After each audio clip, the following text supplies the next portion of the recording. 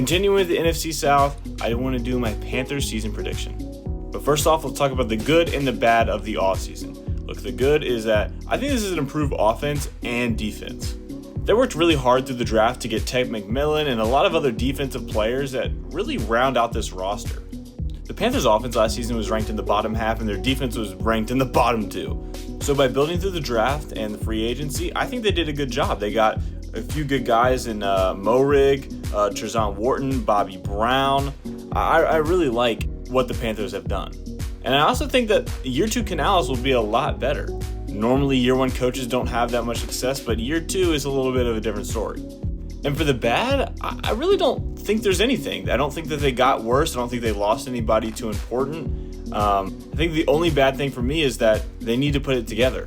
You saw at the end of the year last year, they gave some good teams some trouble. They gave the Eagles trouble. They gave the Chiefs trouble. I think it's all going to come down to how well Bryce Young plays and how well this defense plays. Let's go ahead and get to the schedule. I have them winning against Jacksonville week 1 and then losing to Arizona in week 2. Jacksonville is one of the teams that I think are going to be a lot better this year, but it's going to be a long season for them anyways. And the Cardinals, I think, are actually going to be pretty good.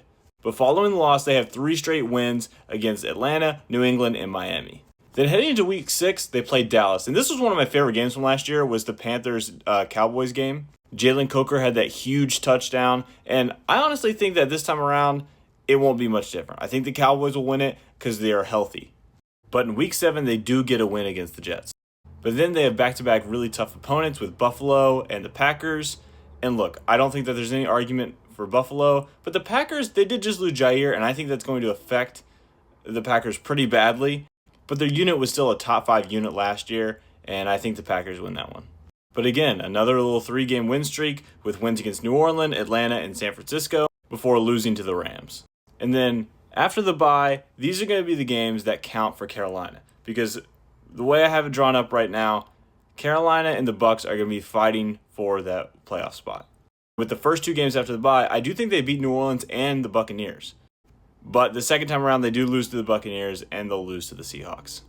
Overall, that leads them with a 10-7 record. I think this is a pretty good after a season where you just had a top 10 pick.